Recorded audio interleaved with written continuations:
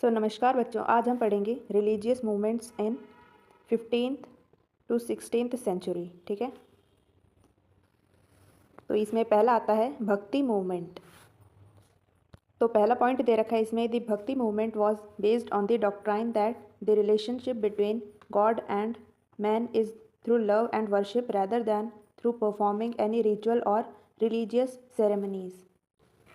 तो भक्ति आंदोलन जो था, भक्ति मूवमेंट, इसका एक मेन पर्पज़ क्या था कि हमें ये बताना चाहते थे कि भगवान को पाने के लिए यज्ञ की कोई ज़रूरत नहीं है, हवन की कोई ज़रूरत नहीं है, ठीक है, और कोई बड़ा फंक्शन रखने की ज़रूरत नहीं है। एक सच्ची भक्ति ही भगवान के करीब पहुंचने के लिए सबसे अच्छा तरीका होता है। ठीक है, बस भगवान की भक्ति करते रहो और उनको याद करते रहो। ठीक है, ऐसा नहीं है कि भाई यज्ञ कर रहे हैं और पूजा पाठ कर रहे हैं तभी भगवान खुश होंगे। तो ये जो भक्ति आंदोलन है, ये सभी बाकी के फंक्शंस की बजाय भक्ति और प्रेम की तरफ जोर देता है। ठीक है, अगला पॉइंट है, it was in South India for the first time that bhakti movement grew from a mere religious doctrine to a broad based popular movement based on social and religious equality. तो स्टार्टिंग में जो भक्ति movement है वो सिर्फ एक religious thought था, लेकिन साउथ इंडिया में ये एक सोशल चेंजमेंट का एक माध्यम बन गया था। ठीक है, और जो जाति पाति होती है, ऊंच नीच की जो भावनाएं होती हैं, उन सभी को ख़त्म करने का भी जोर दिया गया था। और इस आंदोलन ने ये भी सिखाया कि हर एक इंसान इक्वल है। ठीक है, और हर एक इंसान को इक्वल राइट है भक्ति करने का। ठीक है, पूजा पाठ करने का।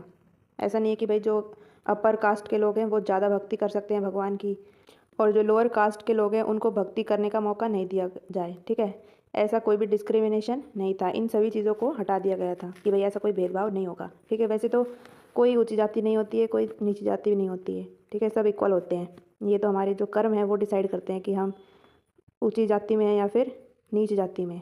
अच्छे काम करोगे तो आपको अपर कास्ट में ही बताया जाएगा। ठीक है, और बुरे काम तो हमें करने नहीं चाहिए।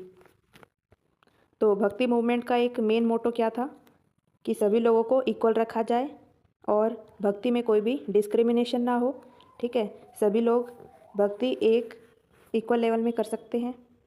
सभी को भगवान का ध्यान करने का पूरा पूरा अधिकार है, चाहे वो अब किसी भी जाति का हो, किसी भी कैटेगरी का हो। ठीक है, जैसे मंदिर होता है, मंदिर में अब देखो राजा भी जाएगा, ठीक है, और भिखारी भी जाएगा, और भगवान के लिए राजा भी इक्वल है और भिखारी भी इक्वल है।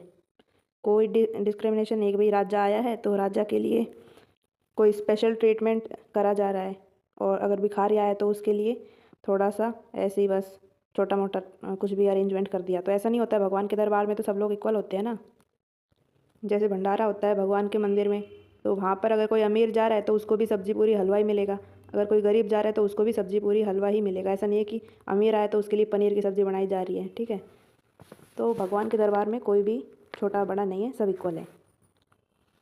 अगला स्टेटमेंट है इसमें, अगला sentence, it was led by popular saint poets called Alvars who represented emotional side of Vaishnavism through collective songs called प्रबंधास। It declined after the 10th century।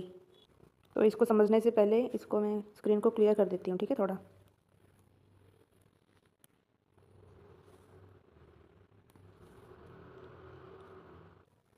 तो जो अलवार संत थे वो वैष्णव धर्म को मानते थे। ठीक है, यानी कि विष्णु भगवान की वो भक्ति करते थे, और इन्होंने भक्ति को गानों में यानी भजनों में और कविताओं में कन्वर्ट करके लोगों को अवेयर किया भक्ति के लिए। ठीक है, जैसे भजन होते हैं, आजकल हम भजन सुनते हैं, तो उससे हम क्या है कि भगवान को और ज़्यादा जान सकते हैं।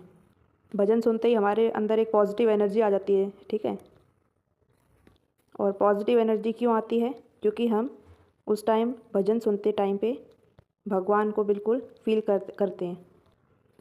और इसमें एक बता रखा है प्रबंध। ठीक है, प्रबंधास। तो ये क्या है? ये है भजन का, या फिर आप बोल सकते हैं गीतों का एक कलेक्शन। ठीक है, जिसमें भगवान की महिमा का वर्णन करा गया है। ठीक है, जैसे मीराबाई के काफ़ी भजन हैं। फॉर एग्ज़ाम्पल, पायो जी मैंने राम रतन धन पायो। ठीक है, ये भजन है एक। तो इससे लोगों में श्रद्धा बढ़ती है भगवान के प्रति। तो उसी प्रकार से जो अलवार संत थे उन्होंने भक्ति के लिए भक्ति सॉन्ग्स बनाए, जो कि साउथ इंडिया में काफ़ी प्रसिद्ध हुए, ठीक है, काफ़ी फेमस हुए। और उसके बाद 10th सेंचुरी के बाद ये जो भक्ति आंदोलन था ये काफ़ी कमज़ोर पड़ गया था, ठीक है। अब थोड़ा स्क्रीन को क्लियर कर लूँ मैं।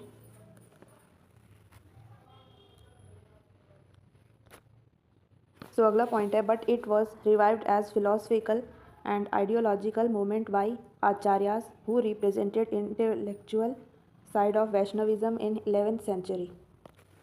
तो जो आचार्य लोग थे उन्होंने भक्ति आंदोलन को सिर्फ इमोशनल वे में ही नहीं बल्कि फिलोसफिकल और आइडियोलॉजिकल वे में भी समझाया। तो देखो 10th सेंचुरी में तो ये जो आंदोलन था भक्ति मूवमेंट ये डिक्लाइन हो गया था, ठीक है। लेकिन उसके बाद कुछ महान इंसान आए, ठीक है, महान व्यक्ति आए जिनको आचार्य कहते हैं। उन्होंने भक्ति मूवमेंट को फिर से रेज किया, ठीक है, सभी लोगों में भक्ति जागृत करी। अगला सेंटेंस है, most important among them was Ramanuja whose disciple Ramanand took it to north India. तो ये जो आचार्य थे इन सभी आचार्यों में से जो सबसे इम्पॉर्टेंट थे उनका नाम है रामानुज। और रामानुज के एक शिष्य थे, एक स्टूडेंट थे जिनका नाम था रामानंद। तो रामानंद ने ये भक्ति आंदोलन को नॉर्थ इंडिया तक पहुंचाया, ठीक है। पहले तो साउथ इंडिया में चल रहा था ये भक्ति मूवमेंट, लेकिन जो रामानुज है उनके एक स्टूडेंट रामानंद ने ये भक्ति मूवमेंट को नॉर्थ इंडिया में भी फैलाया। अब देखते हैं इस भक्ति मूवमेंट के कुछ मेन फीचर्स।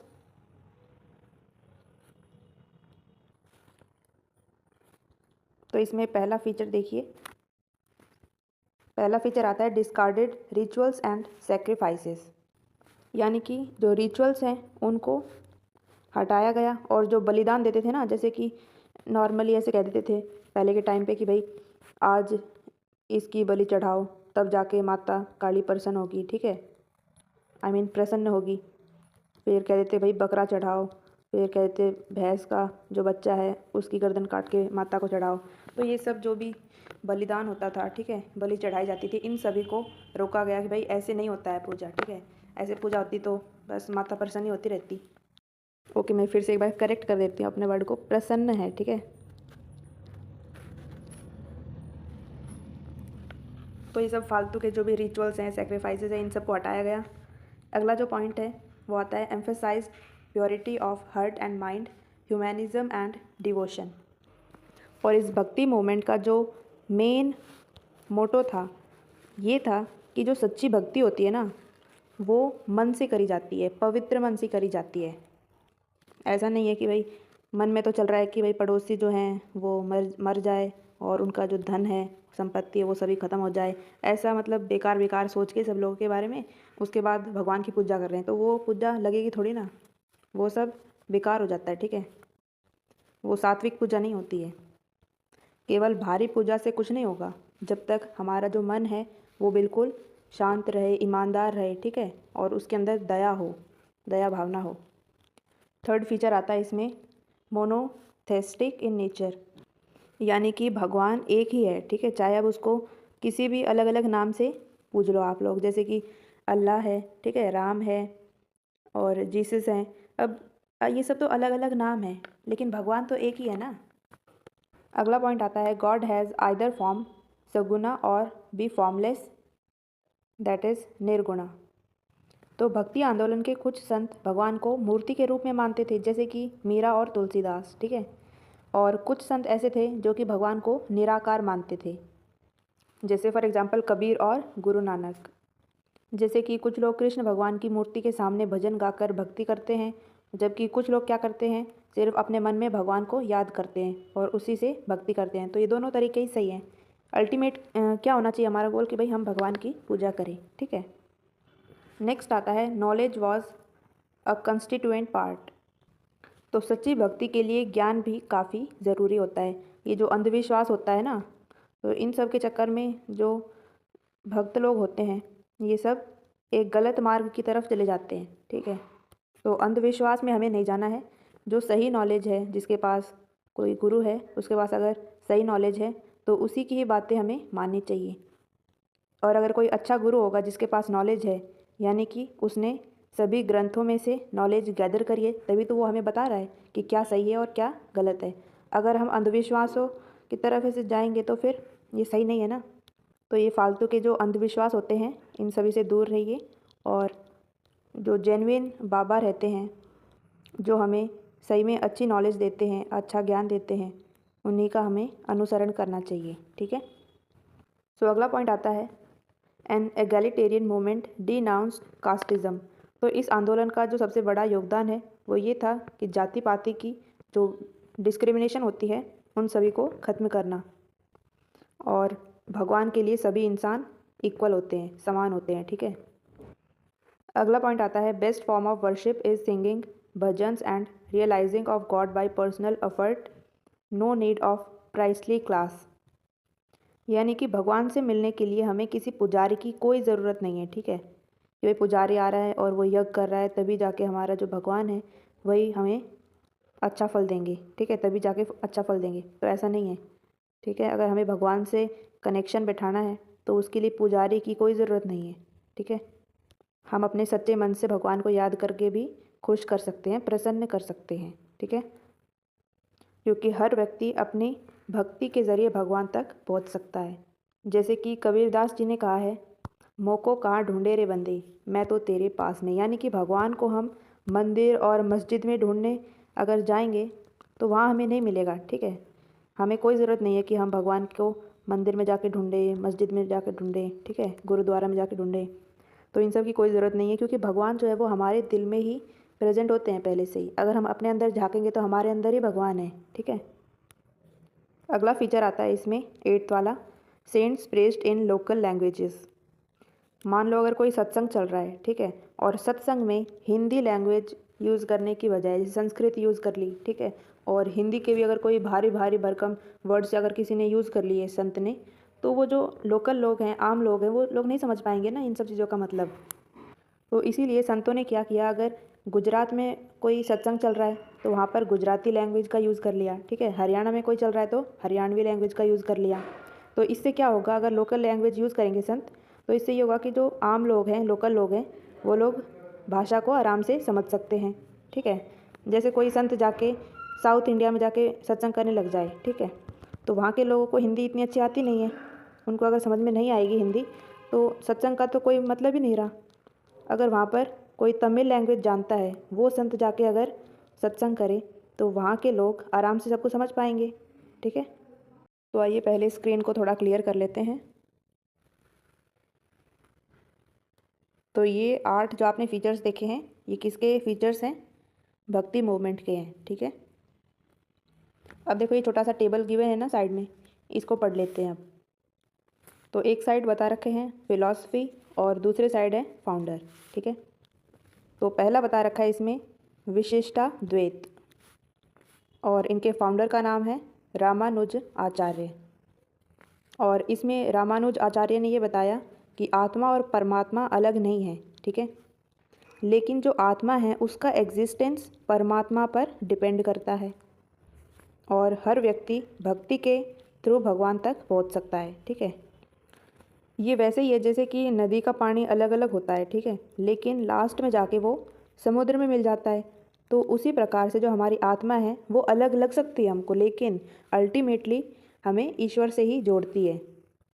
ठीक है, अगला आता है, इसमें पढ़ते हैं अगला। नेक्स्ट है द्वैता द्वैत, और इसके जो फाउंडर हैं उनका नाम है निम्बार्क आचार्य। तो निम्बार्क आचार्य ने कहा कि भगवान और इंसान जो लोग हैं, ये लोग अलग भी हैं और एक दूसरे से जुड़े हुए भी हैं।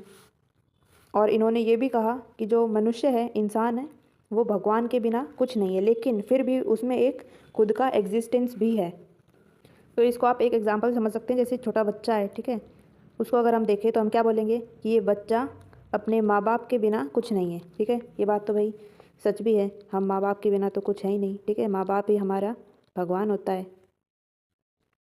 लेकिन इस छोटे बच्चे का भी तो एक एग्जिस्टेंस है ना खुद का। तो यही बात निम्बार्क आचार्य ने बताई थी हमको। अगली जो फिलॉसफी बता रखी है वो है द्वैत, और इसके फाउंडर थे माधवाचार्य।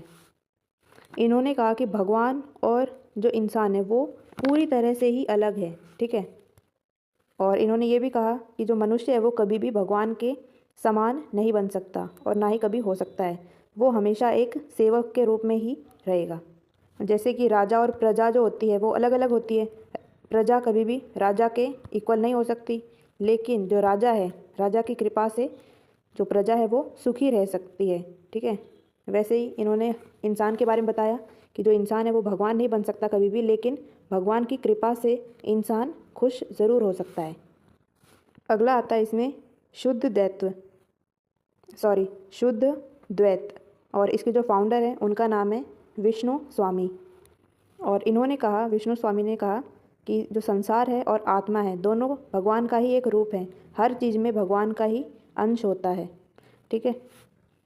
फॉर एग्ज़ाम्पल अगर कोई कागज़ है, अगर हम उसको जला देते हैं, ठीक है, तो उसकी जो राख बनेगी लास्ट में जाके, तो वो राख भी तो उस कागज़ का ही हिस्सा है ना। तो उसी प्रकार से हर एक चीज़ किसी न किसी रूप से भगवान से ही जुड़ी रहती है, ठीक है। तो देखिए जो हमारे पास फर्स्ट वाला आया था दैट इज़ विशिष्टाद्वैत, तो इसमें क्या था कि आत्मा और परमात्मा अलग नहीं है, ठीक है। और सेकंड वाला जो आया था दैट इज़ द्वैताद्वैत, इसमें ये बताया था कि भगवान और जीव अलग भी हैं और एक दूसरे से जुड़े हुए भी हैं। जो थर्ड आया दैट इज़ द्वैत, इसमें ये बताया गया कि भगवान और जीव यानी इंसान, भगवान और इंसान पूरी तरह से अलग हैं। और जो फोर्थ वाली है दैट इज़ शुद्धाद्वैत, इसमें ये बता रखा है कि जो संसार है और आत्मा, इनमें सभी चीज़ों में भगवान का ही अंश होता है, ठीक है। हर एक चीज़ में भगवान है, यानी कण कण में भगवान का वास है, ठीक है। अब इस टेबल के बाद आता है भक्ति सेंट्स के बारे में, तो इसको हम पढ़ेंगे। तो पहले आते हैं इसमें रामानुज, ठीक है। तो इसमें लिखा है the Vaishnava saint from South India, the earliest exponent of bhakti movement and Vashishtha Dvaita philosophy, यानी कि रामानुज साउथ इंडिया के वैष्णव संत थे और रामानुज भक्ति आंदोलन के सबसे पहले संत थे और इन्होंने एक फिलॉसफी भी बताई थी दैट इज़ विशिष्ट द्वैत, ठीक है। नेक्स्ट आते हैं रामानुज संत के शिष्य जिनका नाम था रामानंद, ठीक है। सो अगले संत का नाम है रामानंद। और रामानंद कौन थे? रामानुज के एक स्टूडेंट थे, ठीक है। The first great bhakti saint of North India who open the doors of bhakti without any distinction of birth, caste, creed और सेक्स, यानी कि रामानंद नॉर्थ इंडिया के पहले महान भक्ति संत थे जिन्होंने जनजाति धर्म के बेसिस पे जो भी डिस्क्रिमिनेशन होता था उन सबको ख़त्म कर दिया था, ठीक है। अगले संत आते हैं Kabir, the most radical disciple of Ramanand, who was opposed to caste, creed, image worship, unnecessary rituals and sought to remove distinction between Hindus and Muslims and believed in social unity। तो कबीर रामानंद के सबसे क्रांतिकारी स्टूडेंट थे जो जाति, धर्म और मूर्ति पूजा और जो अननेसेसरी रिचुअल्स होते हैं इन सभी के विरोधी थे, ठीक है। इन सब के खिलाफ थे ये कबीर, और ये हिंदू और मुस्लिम के भेद को भी मिटाना चाहते थे, यानी कि जो भी डिस्क्रिमिनेशन है, ठीक है, जो भी लड़ाइयाँ हैं उन सबको ख़त्म करना चाहते थे और एकता बढ़ाना चाहते थे ताकि पूरे समाज में सब लोग एक समान रहे, ठीक है। ऐसा नहीं कि हिंदू और मुस्लिम आपस में लड़ाई कर रहे हैं और शांति भंग कर रहे हैं। तो इन सब चीज़ों को इन्होंने हटाने का प्रयास किया था। अगले आते हैं Guru Nanak, a nirguna bhakti saint and a social reformer, the first Sikh guru and founder of Sikhism. तो गुरु नानक एक निर्गुण भक्ति संत थे और इन्होंने समाज को भी काफ़ी ज़्यादा सुधारा था और ये सबसे पहले सिख गुरु रहे हैं और इन्होंने ही सिखिज़म यानी कि सिख धर्म की स्थापना करी है और इन्होंने भी मूर्ति पूजा का विरोध किया था। अगले आते हैं Chaitanya, so one of the great saint of Krishna bhakti cult and founder of Gaudiya और बंगाल वैष्णविज्म। तो इन्होंने कृष्ण जी की भक्ति को प्रेम से और डांस के थ्रू रिप्रेजेंट किया, ठीक है। और उनका मानना ये था कि हर एक इंसान प्रेम और भक्ति से ईश्वर तक पहुंच सकता है और उनकी भक्ति में भजन कीर्तन की और नृत्य यानी कि डांस की भी काफ़ी ज़्यादा इम्पोर्टेंस है और इन्होंने गौड़ीय और वैष्णविज्म की भी स्थापना करी थी।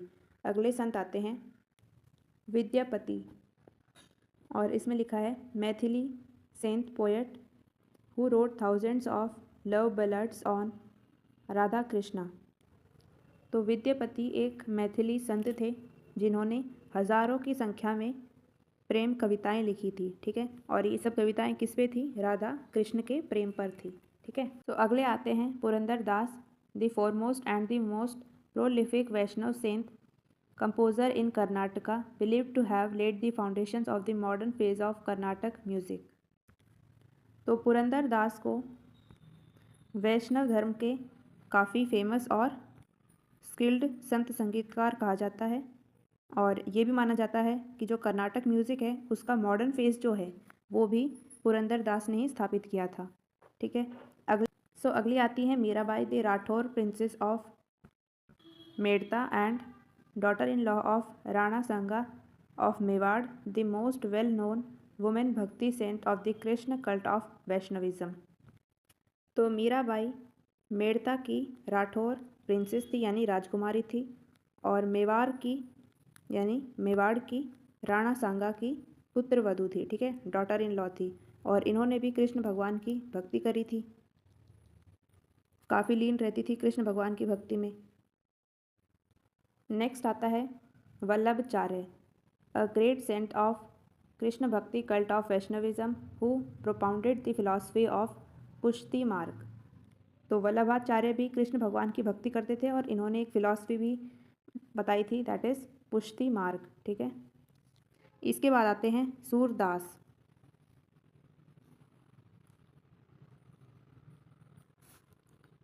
सूरदास हैं अगले।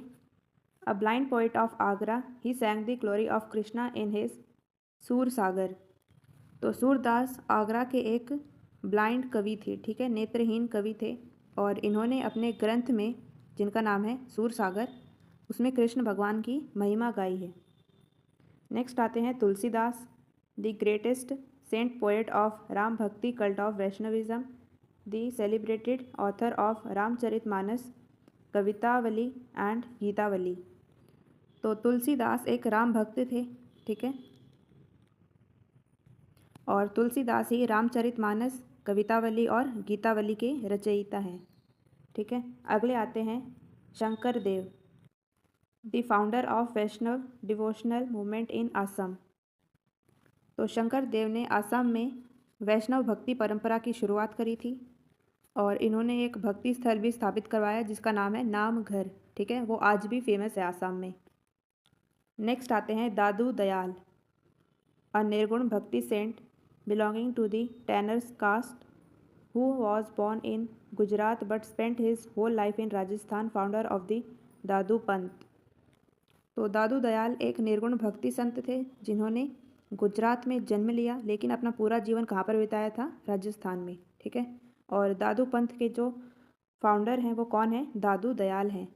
और इन्होंने ये भी कहा था कि ईश्वर को पाने के लिए मंदिर जाने की कोई ज़रूरत नहीं होती, लेकिन ये क्या है कि अगर हम सच्चे मन से अगर भगवान की भक्ति करते हैं तो हमें भगवान वैसे ही मिल जाएंगे, ठीक है।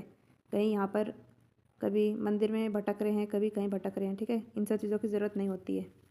बस अपने मन से भगवान को याद करो और वो हमें मिल जाएंगे, लेकिन कंडीशन ये होती है कि अपने मन को बिल्कुल साफ रखना है। अगले आते हैं Tyagaraja, a Telugu who spent his life in Tamil Nadu, the greatest saint composer of Carnatic music. He adorned the god in the form of Rama, the incarnation of Vishnu and hero of Valmiki's Ramayana. तो त्यागराज भगवान राम के बहुत बड़े भक्त थे और इन्होंने भक्ति के माध्यम से अपनी भावनाएं एक्सप्रेस करी थी। और ये एक तेलुगु संत थे जिन्होंने तमिलनाडु में अपना पूरा जीवन बिताया था और कर्नाटक म्यूज़िक के भी काफ़ी ग्रेट कंपोज़र रहे हैं ये। और इन्होंने भगवान राम की भक्ति को भजन के थ्रू एक्सप्रेस भी किया है, ठीक है।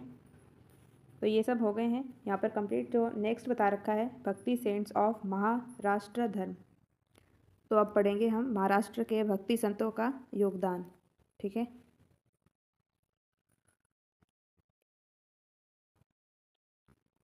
तो इसमें सबसे पहले आते हैं ज्ञानेश्वर, या फिर आप बोल सकते हैं इनको ज्ञान देव। वैसे अगर सही से प्रोनाउंस किया जाए तो ये क्या आएगा? ज्ञानेश्वर और ज्ञान देव, ठीक है। The fountain head of bhakti movement in Maharashtra, founder of Marathi language and literature, wrote a long commentary on Bhagavad Gita called Bhavartha Deepika more commonly known as Dnyaneshwari. तो ज्ञानेश्वर ने भगवत गीता को नॉर्मल लोगों के लिए सरल भाषा में लिखा था, ठीक है, ताकि सभी लोग भगवत गीता के जो वचन हैं उन सभी को समझ पाए, ठीक है। इसलिए नॉर्मल लैंग्वेज में लिखा, उनको इजी लैंग्वेज में लिखा। और उन्होंने ये कहा कि ईश्वर की जो प्राप्ति है वो भक्ति से होगी, प्रेम से होगी और सेवा से होगी, ठीक है, दिखावे से नहीं होगी। और उनकी एक रचना है जिसका नाम है ज्ञानेश्वरी, जो कि मराठी लिटरेचर की सबसे इम्पॉर्टेंट रचनाओं में से एक है। नेक्स्ट आता है Namdev, a contemporary of Dnyaneshwar. He was a tailor by caste and was oppose to all caste distinction. The object of his devotion was Vithoba, और you can say it Vithoba और Vitthal, identified with Vishnu of Pandharpur. The cult of Vithoba और Vitthal known as Varkari sect was founded by Namdev. तो जो नामदेव हैं वो ज्ञानेश्वर के समकालीन हैं, यानी कि जिस टाइम पे ज्ञानेश्वर संत थे उसी टाइम पर ही नामदेव भी संत थे। और इनकी जो जाति है वो थी दर्जी, ठीक है। और ये जाति भेदभाव के काफ़ी अगेंस्ट थे, विरोधी थे जाति भेदभाव के। और इनके जो आराध्य भगवान थे उनका नाम था विठोबा, या फिर जिसको आप बोल सकते हैं विट्ठल। और इन्होंने वारकारी जो है उसकी स्थापना करी थी, यानी वारकारी संप्रदाय की स्थापना करी थी, जहाँ पर लोग एक साथ भक्ति करते थे। अगले आते हैं एकनाथ। अगले आते हैं Eknath. He was a great scholar saint from Maharashtra who wrote a commentary on Ramayana called Bhavartha Ramayana and another commentary on the 11th book of Bhagavata Purana. तो एकनाथ ने रामायण को और भागवत पुराण को इजी लैंग्वेज में लिखा, ताकि जो लोकल लोग हैं, सभी लोग हैं, वो समझ सके इसको, ठीक है। और सोशल यूनिटी पे भी इन्होंने काफ़ी ज़ोर दिया था। और ये कहाँ के रहने वाले थे? महाराष्ट्र के, ठीक है, महाराष्ट्र के काफ़ी महान संत विद्वान थे एकनाथ। और अगले आते हैं तुकाराम।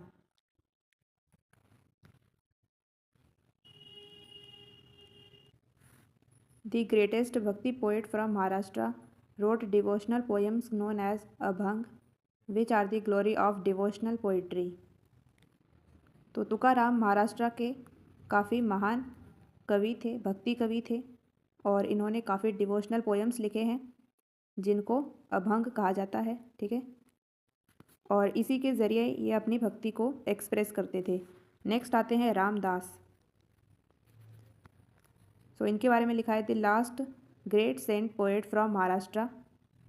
दास बोध is the compilation of his writings and sermons। तो रामदास महाराष्ट्र के लास्ट महान संत कवि थे, और इनकी जो रचनाएं हैं, उपदेश हैं, वो दास बोध नामक ग्रंथ में पूरी कलेक्टेड है, ठीक है, सारी कंपाइल करके रख रखी है। तो ये हो गया है पूरा भक्ति मूवमेंट के बारे में, ठीक है। यहाँ पर भक्ति मूवमेंट पूरा कंप्लीट होता है, और जो अगली क्लास होगी उसमें हम पढ़ेंगे सूफी मूवमेंट, ठीक है। आज के लिए बस इतना ही रखते हैं आपकी क्लास में। Thank you so much. और ये रही आपकी प्यारी सी स्माइली,